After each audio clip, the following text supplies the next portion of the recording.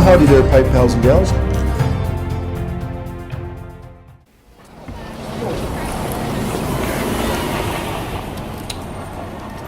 Okay.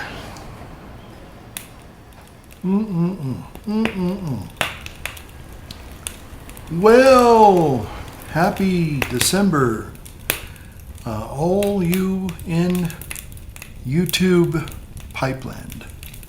Holy Smoking Pipe Padre here, saluting you with a kind of a very interesting Danish freehand church warden. It's kind of a hybrid and a little bit of a libation, a little bit of a winter libation.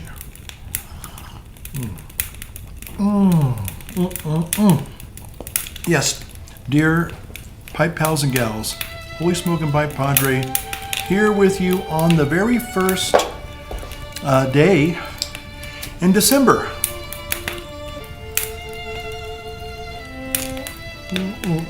So I'm smoking this. This was a J.M. Boswell. Oh, that's good. That is good. Let me tell you. I'll tell you what I'm smoking here in just a moment. Excellent. Oh, wow. I'm smoking a J.M. Boswell Danish freehand, and I found this stem, and somehow it seemed to me like they went together. So I have a J.M. Boswell Danish freehand churchwort.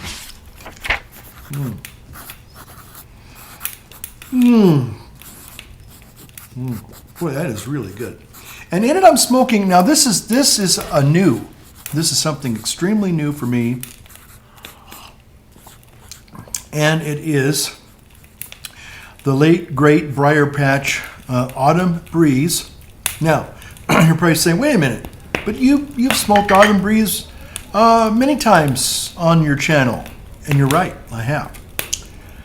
But, and this has been cellared for about 6, maybe 7 years, maybe. I got this back, years ago when I think I was in Chico when I went down to the Briar Patch, kind of for old time's sake, and I remember picking. It was during this time of the year, and I got a big bag of the Autumn Breeze because I really love the aroma, and it did have that wonderful, that autumnal spicy blend. Okay.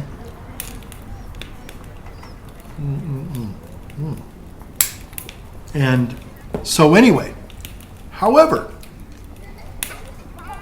my favorite coordinating conjunction. However,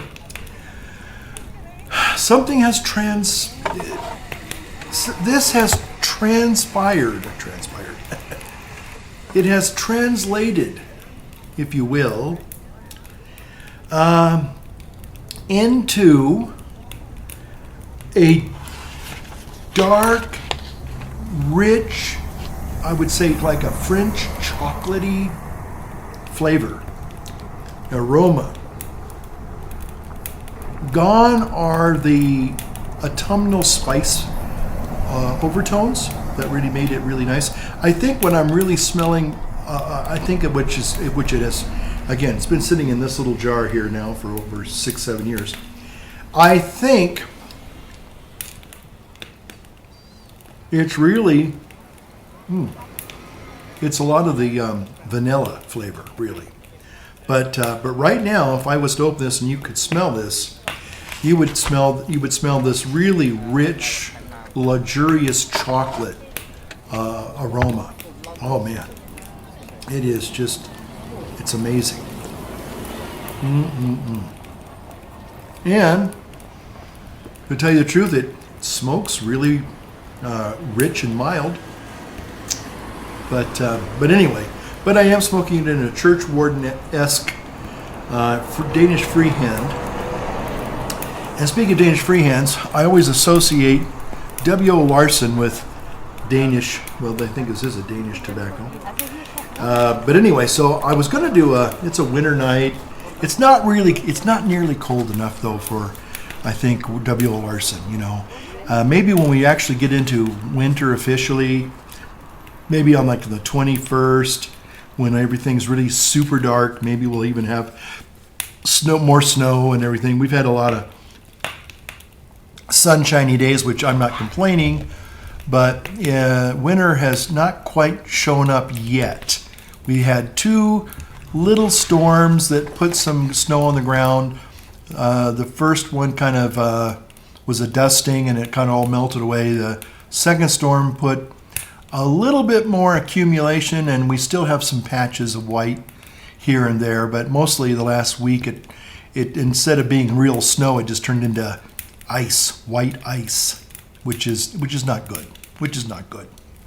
So anyway, but I am not complaining at all. I am sitting here, warmly ensconced in my environs, and I thought I'd make a video.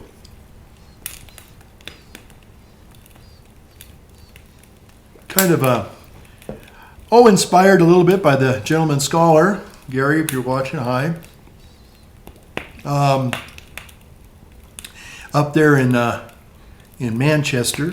So I always think of Gary as a Canadian, but because he's so doggone close. And I think he was born in Canada, or at least lived there. But anyway, so it's wintertime, and today was kind of a day off. And so I just thought I would play around. And now here's the thing. Part of this is motivated by, I like to do my little monthly videos. And I thought, well, it's the 1st of December. It's a day off. So, maybe I could crank out a video. And I probably could, considering I'm making it so early in the month, I probably will even maybe have more of a Christmassy, either I'll have a in-between video between Christmas and New Year's and like a retrospective kind of a thing, or I'll just do a Christmas video. We'll see. Okay. Excuse me. Bah humbug. Okay, so I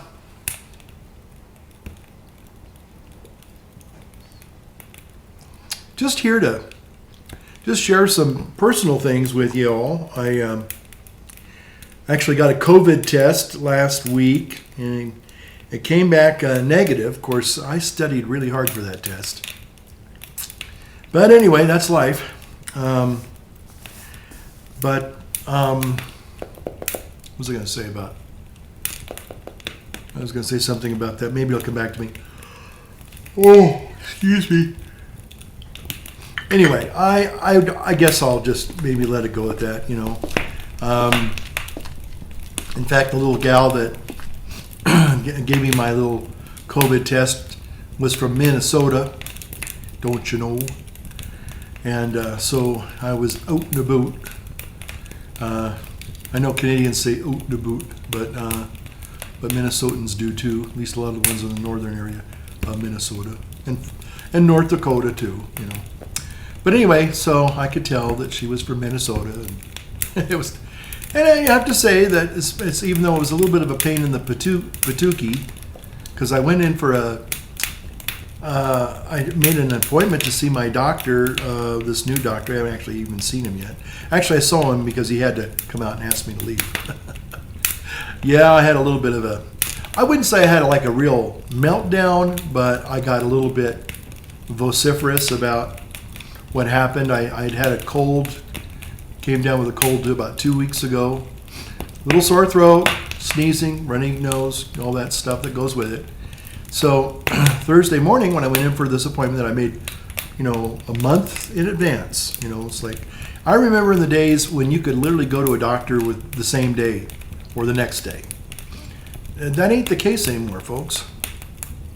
So I go in there, and this guy who's screening me, I guess, obviously now with COVID, it's almost like, I guess, when you were flying in, 30, 40 years ago, you just get on a plane But now it's all changed. Everybody knows that, and because of the terrorist thing. And by the way, the anniversary of D.B. Cooper jumping out of that Northwest airliner, that 727, back in November, Thanksgiving Eve of 71, D.B. Cooper made his famous jump. What about you? Do you think he survived that jump? Did he live to spend the money and have a great life, or did he just auger into some tree and get mangled or something? Yeah, that's a real interesting story. But anyway, so like with flying, now going into a doctor, you have to take all these extra precautions. So I went in.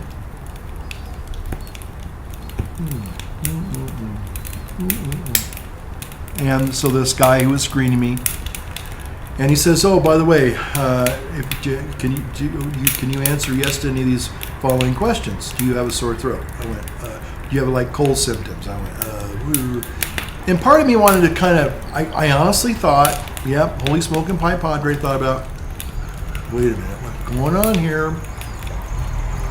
I smell something fishy. And I thought, well, maybe I said, well, look, I'm in a doctor's office. I'm here to see a doctor. If I'm sick, if they feel that I've got COVID, they're not going to ask me to leave because I'm here to see a doctor. Doctors see sick people, right? So I thought, just be honest with the guy. Tell him, I said, I got a bit of a runny nose, been sneezing, a little bit of a sore throat. Well, boys and girls, let me just tell you that basically they said, well, sorry, but now you have to be screened and tested for, COVID. And I was like, really?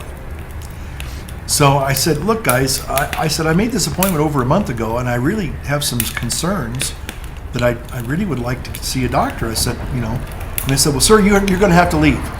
We don't want you contaminating everybody in our waiting room. And I turned and looked at the waiting room, and there was nobody there but me.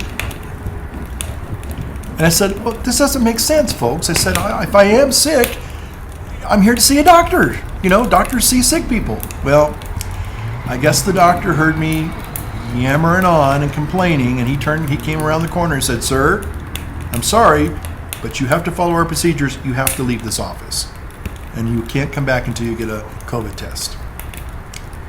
So I kind of muttered something under my breath and said, well, this is the way you treat sick people.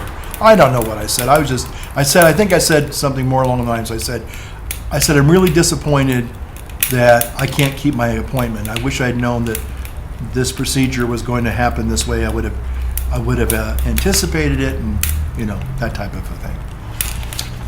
So anyway, I'm going to try tomorrow to make book another appointment, but it'll probably be next year sometime that I see a doctor. So. But anyway, so that's where it's at. And let's see.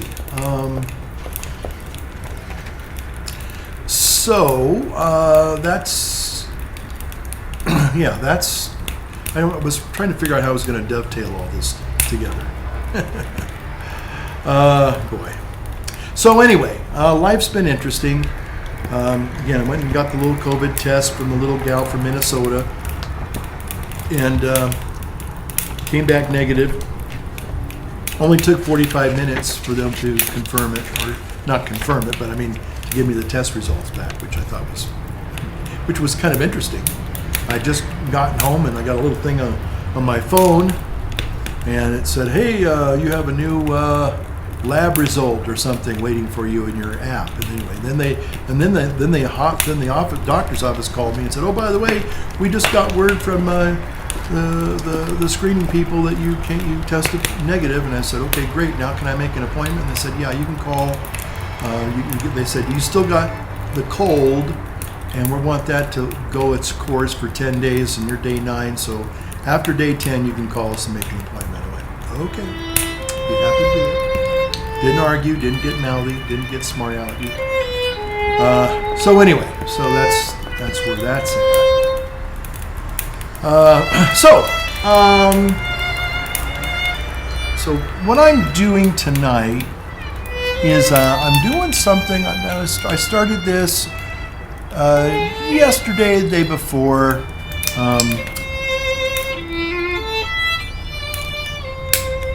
I'm trying to learn new ways of video editing. Now, when I started all this video editing stuff about 12 years ago for my other channel, and then a few years later, about 4 or 5 years later, I got into the YouTube pipe community. But I was making videos for my other channel, my homily channel, I call it. And anyway, long story short, I started off with Windows Movie Maker. Then I went to Adobe Premiere Elements, which I still to this day think is a pretty darn good video editing. I mean, this goes back to like 2008, 2009. So, wow, that was a long time ago. But a year later, I finally got into the Apple ecosystem, started getting into that. And like almost everything that I do, I kind of jump off into the deep end first. So, although I kind of played around a little bit with iMovie, and for maybe about 6 months, maybe 6 months, maybe if that, maybe 2 or 3 months. And then, of course, it's changed over the years. That's been a friend of mine, another priest friend of mine. He's been so, and I understand how he feels.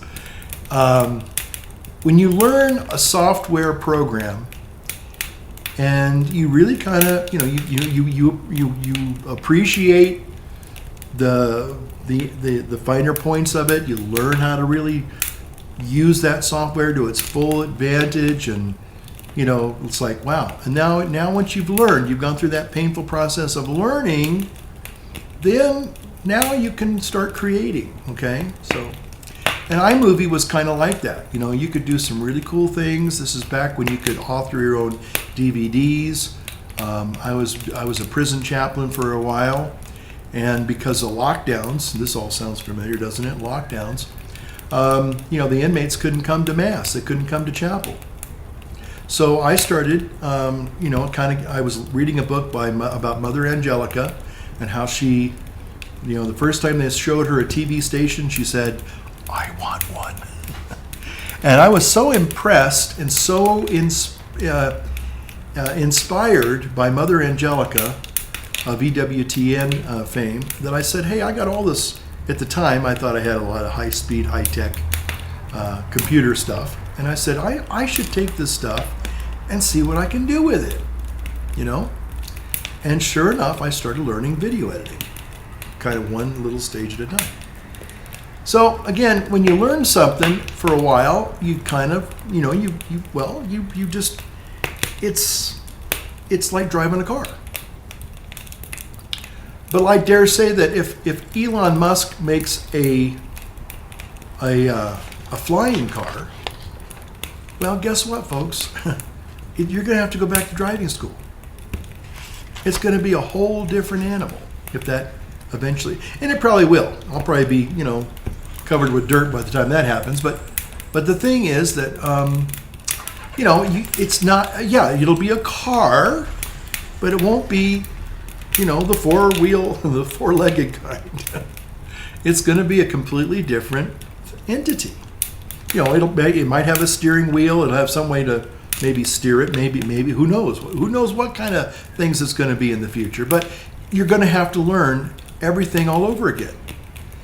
And so that's the way it is with some of these software titles. And so, you go from, Windows Movie Maker to Adobe Premiere Elements to iMovie HD.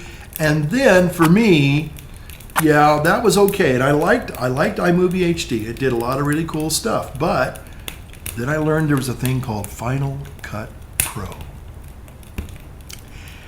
Wow. And I said, wow, that's what all the major movie studios use. Well, actually, they use a thing called Avid, I think. And they use Premiere, and they use Final Cut Pro. It all depends on who you... And anyway, so long story short, I was able to save up my box tops and my pennies and my nickels and dimes and invest in Final Cut Pro.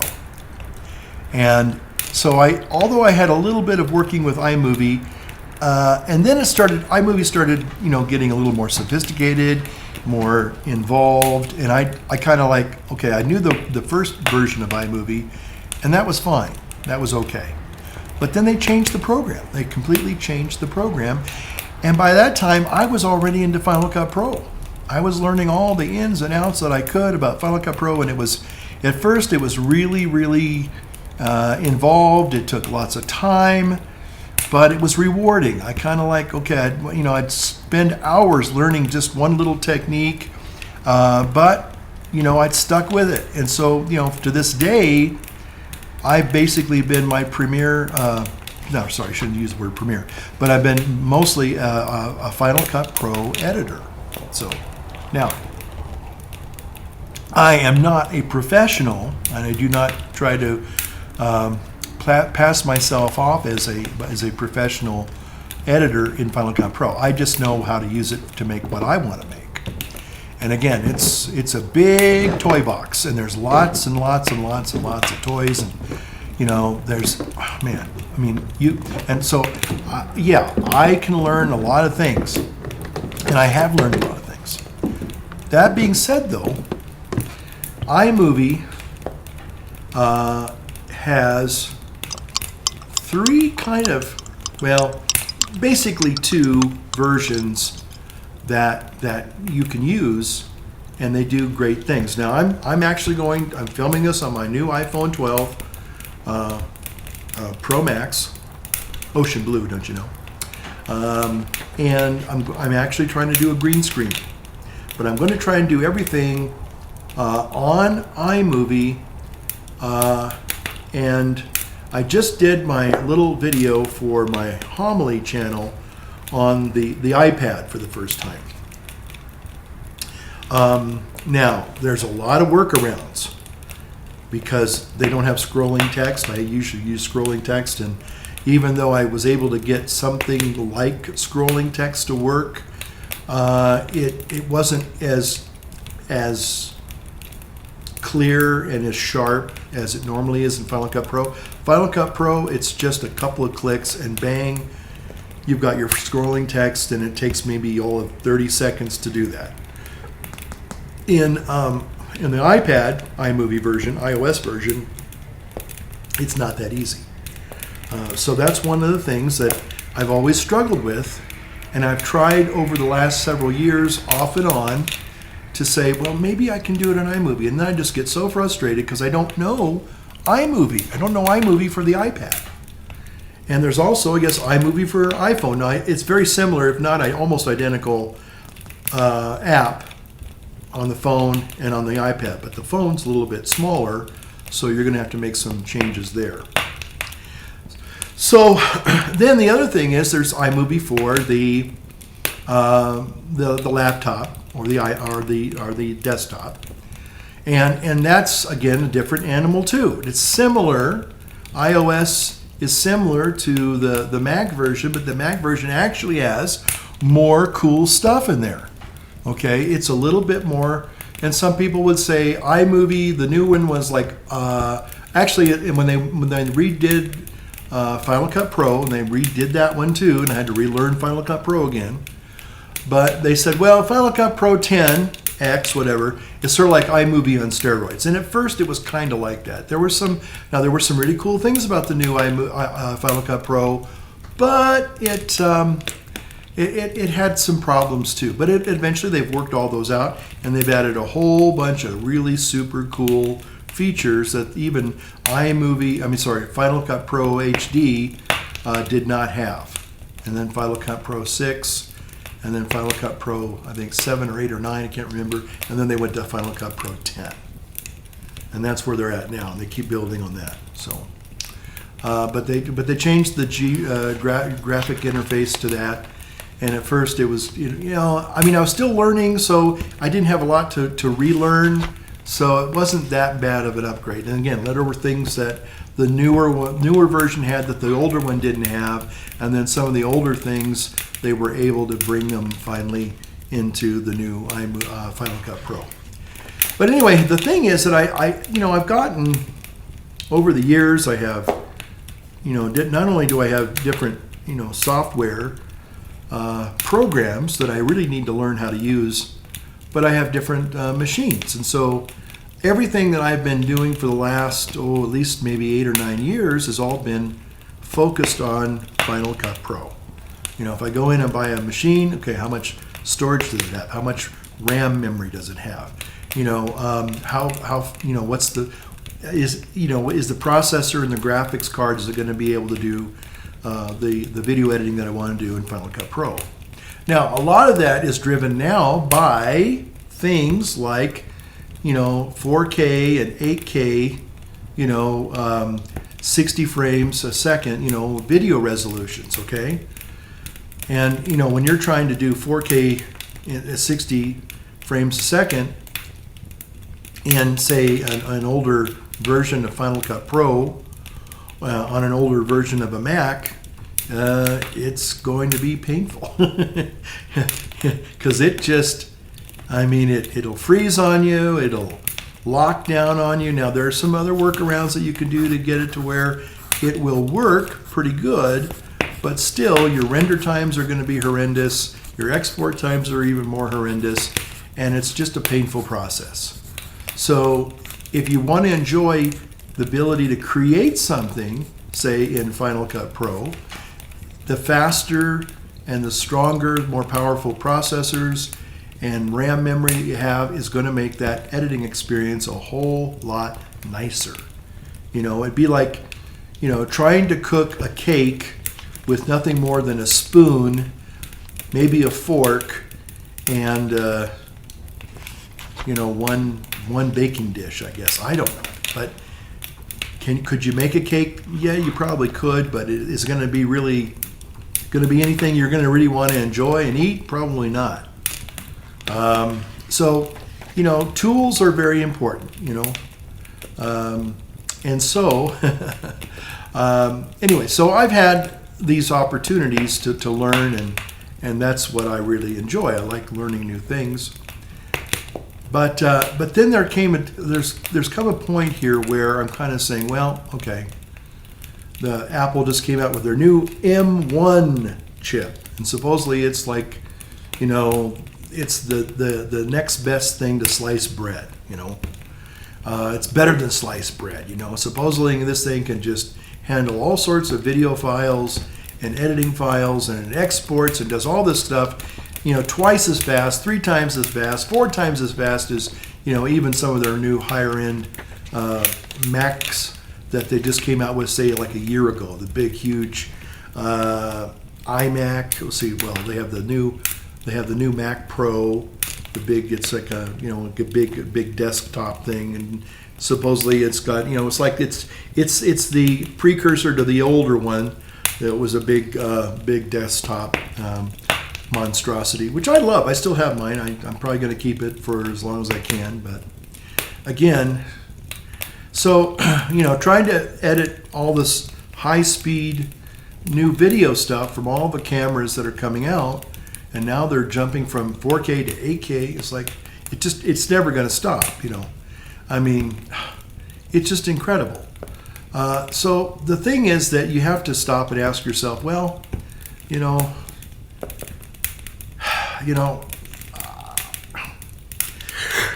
excuse me, you just have to, probably know some of this for some of you is not very exciting, but I'm just giving you a little bit of background in my life, but so they're just different things, and I guess part of it is when I talk to other people that do YouTube or videos, they get frustrated too. Like again, this priest friend of mine, his name is Father John, and he has pretty much done all of his video editing up until now on iMovie HD, which is like 10 years old. And I gave, I mean, he's gotten, an older computer, and he was making it work for him. But the problem is the computer starts to die. Whether it's the battery or the motherboard, the logic board goes out.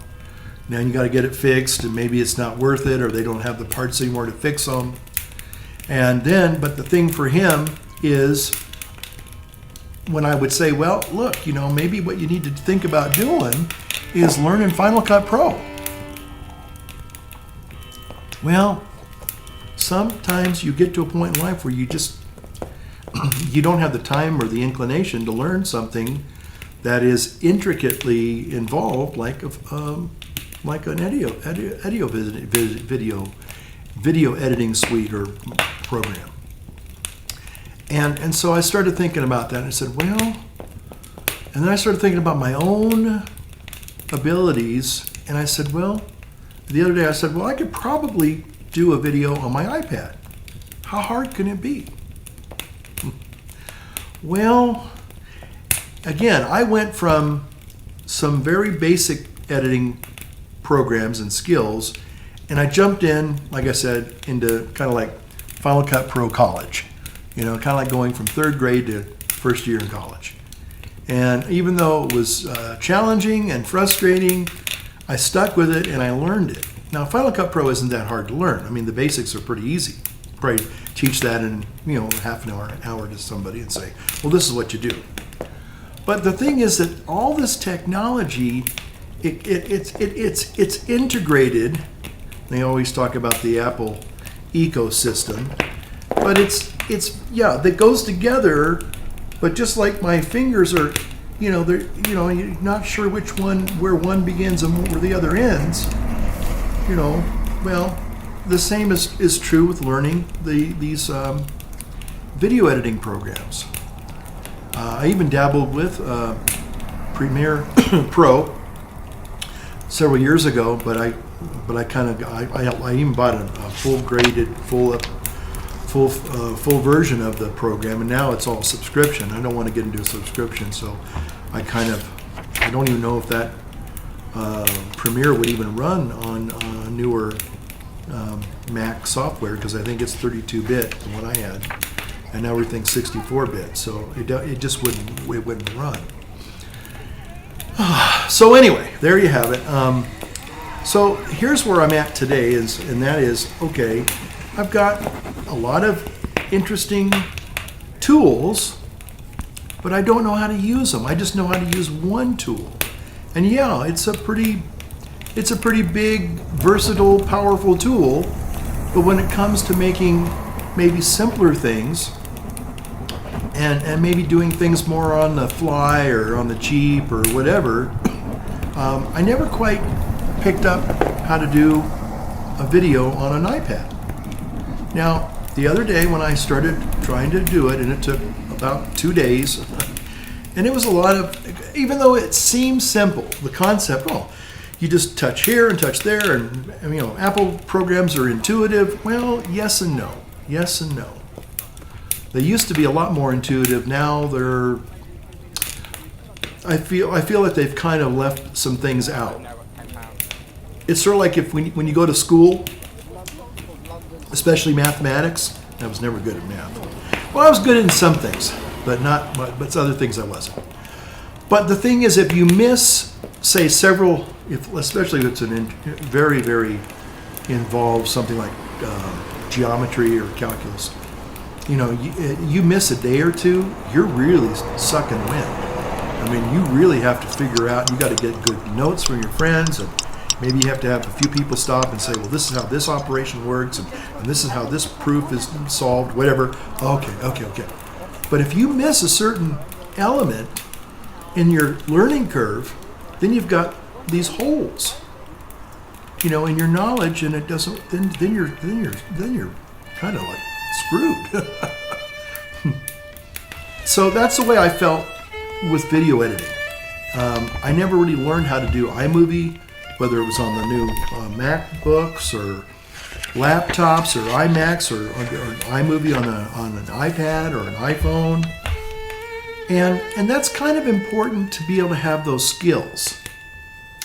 And so that's why I've kind of said, okay, and it's painful for me because I'm basically having to learn something new. Now, although I like learning new things, and I do, the problem is that it's very frustrating. And because, the things that I know how to do in Final Cut Pro, and I can probably take a video that I shoot and I can probably have it processed in about an hour. And that's with everything, all the graphics, color correction, music, audio enhancement, all that stuff that I do is just like second nature. I just click, click, click, click, click, click, click, and I'm just moving right along, And then sometimes I have to actually slow down because if I'm not editing it in, say, a proxy mode, then all of a sudden it starts binding on me. It starts, skipping frames and dropping frames, and then it starts stuttering, and then I go, oh yeah, I forgot. So again, all I'm saying is that I know how to do that, but I didn't take time to learn the basics of, iMovie, and then how to do it not only on an iPad, but also on a MacBook. So this next couple of weeks, I'm going to be trying to force myself to learn new things that, especially when you already know how to do it on one level. It's like, hey, I could do this so quickly and so simply and save so much time. But I think it's important that I go back and I relearn how to do it in other applications and in other systems, because it's not just there may come a time where all I have is just a little iPad. Can you make a video on an iPad? Well, yeah, I can do. Can I and again, most of the things that I do are not that complicated. I'm not doing major motion pictures. I'm just doing a little bit of just kind of basic stuff that most people probably do on a video, from titles and again audio tracks and cutaways and things like that. I mean, I do all those basic things. Those are all basic things, but to relearn them on, say, like how to do it on an iPad or how to do it on an iMac. I mean, the iMovie program. It just takes time. So one of the reasons why I'm making this video and why I'm going this big long dissertation about all this is because I am endeavoring to kind of see how I can do this in other programs. So I think that's important. Other programs and other components. Okay, so can you do it on a MacBook? Can you do it on an iPad? Can you do it on an iPad Mini? Okay, can you do it on an iPhone? Okay, so I think those are skills that are really important to know, and especially because then other people sometimes will ask me, well, how do you do this? How do you do that? And if I only know Final Cut Pro, and I've already found this out with other people, is that they go, well, that's fine for you. I don't know Final Cut Pro. I don't have Final Cut Pro. I have iMovie, or I have this. So at least if I can say, well, okay, yeah, all right, I can edit, on these other devices, in these other programs, then I think, and there's another great program called LumaFusion, which I was also trying to play with about 4 or 5 years ago. And it had a lot of good things, but again, it had limitations. And instead of trying to figure out the workarounds and make them to where they really worked and worked well, I kind of gave up. I just kind of got frustrated and said, I don't have time for this.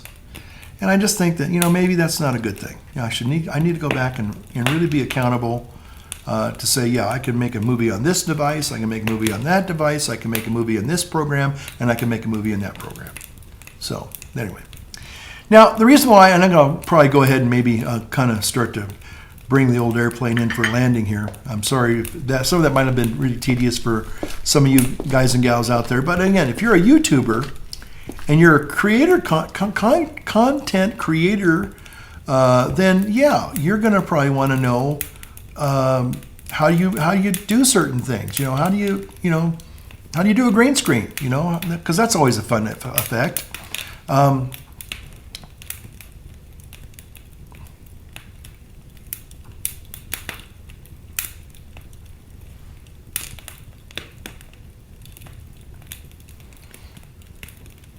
Huh.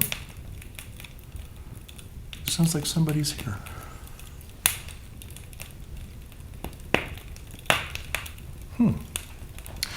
Anyway, anyway, so I forgot where I was going with all that. I got distracted there. So one of the things that I was going to say is that it's interesting, and it kind of these little things are going to share with you. They kind of tie in a little bit. Well, maybe some of you, and this is kind of a little bit weird, but there was a guy who kind of was a very interesting character in Hollywood. And they even had a documentary made about him and a couple other people. And they were these characters, they weren't, well, I guess you could probably call them actors. But they really were just, well, now some people called them glorified panhandlers, but they were called, it was the documentary was called Confessions of a Superhero, I think it was. Anyway, but about these street performers. They're basically street performers. And one guy's name was named Christopher Dennis. Christopher Dennis. I'll probably do some little background stuff or something, little pictures or videos of him. Anyway, so he was the Superman, and he bore a very striking, strong resemblance to the late Christopher Reeves. And so he kind of capitalized on that, the fact that he looked like Christopher Reeves, so, a younger version of Christopher Reeves. And so he donned the Superman persona, and he would go down to I guess it was Grauman's Chinese, and and greet all the tourists. And basically, he kind of made a little living for himself by getting tips. And anyway, so and then they had some other people there. There was a Batman guy and a Superwoman or a Wonder Woman and Hulk and all that. So anyway, but so. This guy was very interesting, and I saw the documentary, and he clearly had some issues. He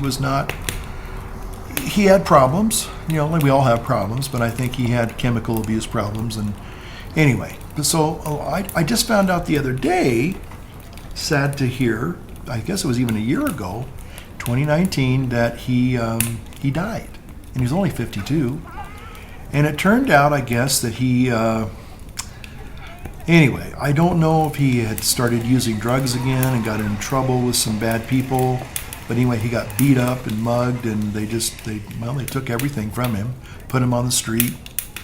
And so the last few years of his life, he was, homeless, and it was really a sad thing, Now he seems like, from many of the interviews, that he was kind of a tender-hearted person on the inside, kind of almost a big kid that never quite grew up.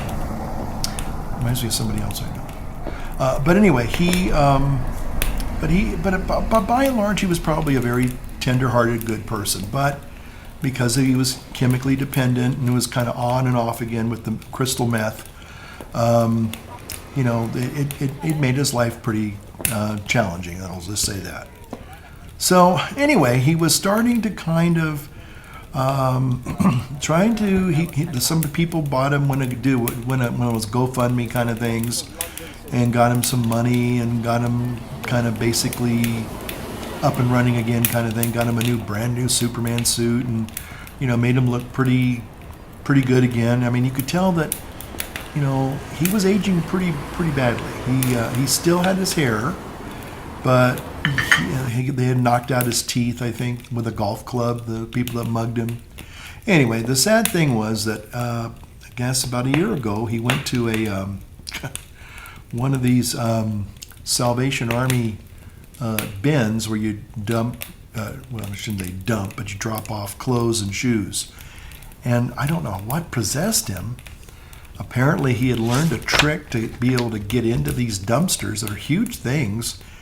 And unfortunately, he got caught in that thing, broke his neck, and killed him. And it was, it's just really kind of a sad thing, very, very sad thing. So anyway, I was just, I was kind of sad to hear that. I remember I had that video. I actually downloaded it years ago, and so yesterday I kind of watched it in memory of him, and I thought, what a sad thing, because the guy, maybe he could have gotten himself back up on, because 52 is pretty young these days. I'll just say that. So, but anyway. So, I'm thinking about one other thing too, as I kind of will, and I will try to close this video. It's kind of a weird connection that I had with my childhood.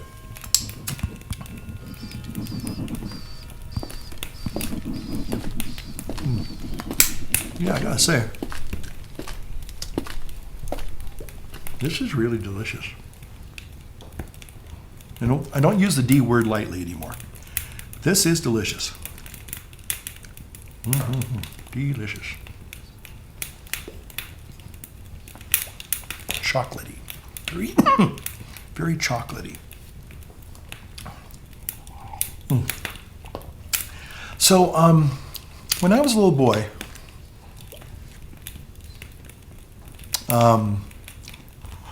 and I lived down the road in Auburn there, I was about 6 years old, 5 or 6, and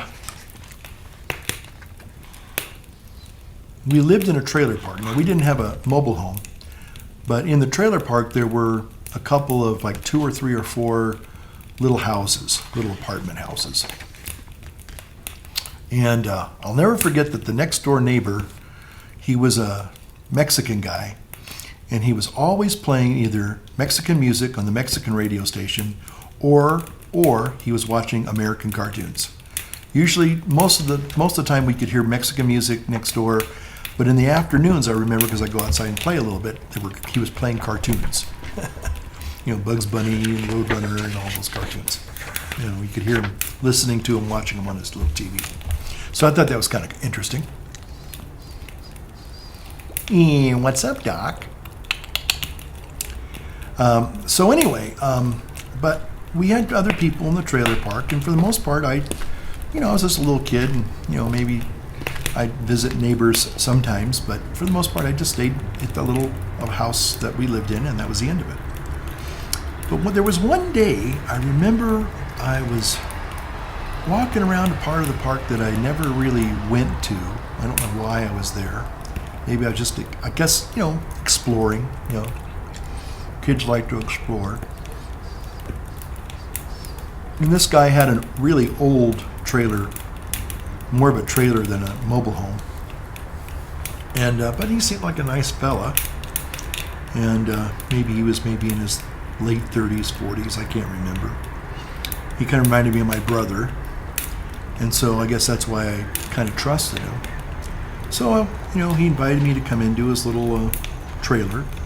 And he had a little TV up on like a little refrigerator thing. And it was black and white TV, of course, back then. And but I remember it was a video or a movie. It wasn't video, but it was a movie. It was a cinema. It was a film. And I remember watching this film. It was like a little boy, I remember, and he kind of like lost something. He was lost, or he had lost something, and I remember, and there wasn't a lot of speaking going on. I kind of remember that, but you just watched this film, this image of this little boy, and it was kind of like, it was black and white, and it was like in a really kind of like a post-World War II kind of scene. And that's all I knew. I just knew it was just like this little boy, and he was lost or whatever. And I remember watching for like 5 minutes, and I just got incredibly sad. Just incredibly sad watching this. And I was only maybe 5 myself, so maybe I kind of identified with this little boy, maybe thinking, wow, he's lost. And I'd had an experience being lost in a store once, and I remember that kind of traumatized me a little bit. But I started just crying, sobbing. And so the people that owned the trailer park, they were very kind to me, and they always were, taking me under their wing and talking to me and showing me things. I remember they were good people.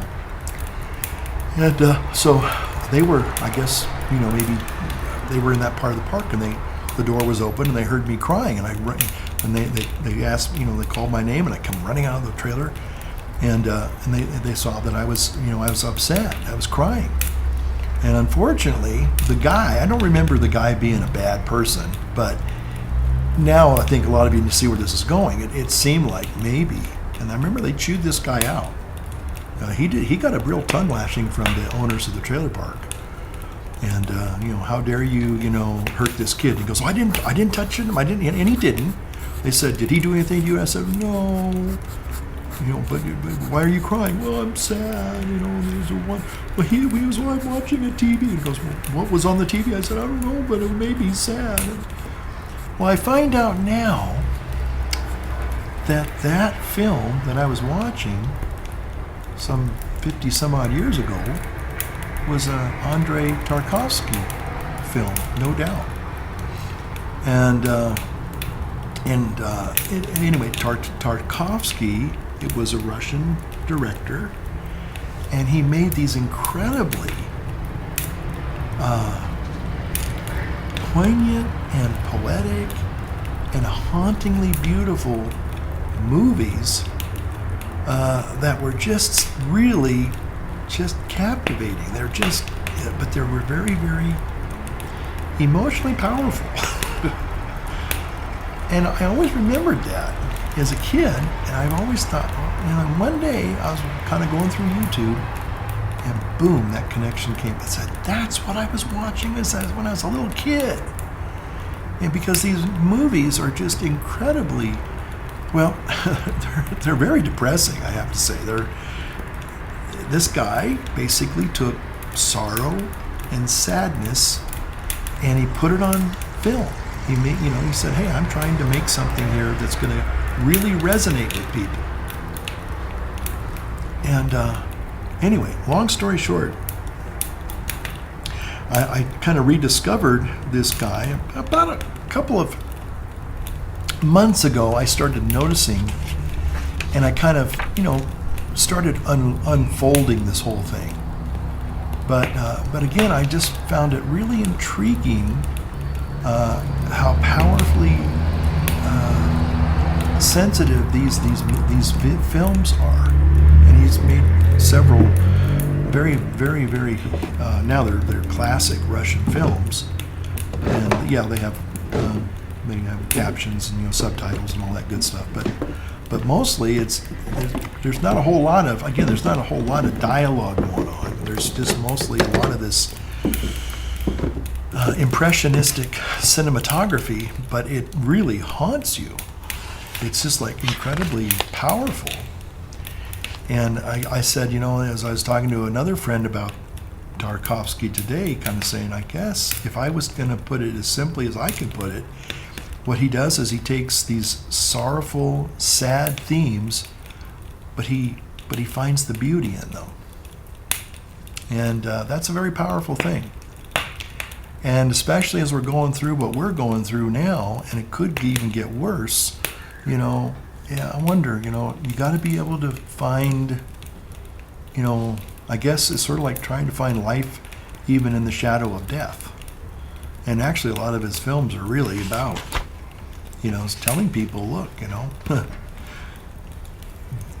death is real. And if you don't, try to live a meaningful life, no matter what kind of life you have, the inevitable is going to happen. And if you can basically, I guess it's good old-fashioned Catholic theology. If you can find, find the redemption, see that suffering is redemptive. It is transformative.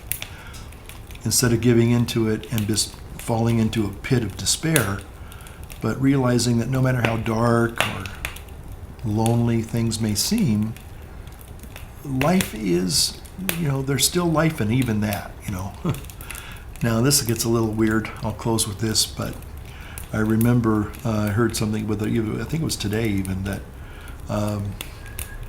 again, it's I don't want to say it's twisted or it's sick, but it is what it is. I guess Tarkovsky had been in the gulags at one time for I don't know what he did, what his transgressions were, but they said, and again, this is the guy who has been able to find the beauty in the sorrow and the suffering. Years later, when they took him back to that camp, he said and this is, I guess, is kind of a loose quote. He said that his heart filled with joy when he saw the gates of that concentration camp. I'm sorry. I don't know how anybody could say that. But for him, maybe he found connections with people there that he loved, and maybe he found meaning in all that suffering. But anyway, so again, a lot of this, I guess the theme has always, through this video, is all about, creating something visual, whether it's in Final Cut Pro or iMovie or, watching Andrei Tarkovsky films or what have you, But again, it's all about trying to find the meaning in life, even if life is pretty sad. Yeah.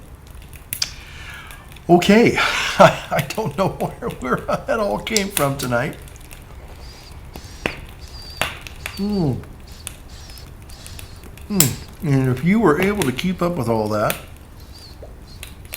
and find something of meaning that you can kind of put back into your little Tinker Toy set and build something out of it, then God bless you, I say. Okay. Well, thanks for watching. And again, I'm going to try to play with this now and put it either on an iPad or a small MacBook that's now defunct, and see if I can create a little video out of this. So again, I wanted to say thank you for taking time, spending time with me today, and light up your world, light up your pipe. Thank you now for watching. Bye-bye. Happy December.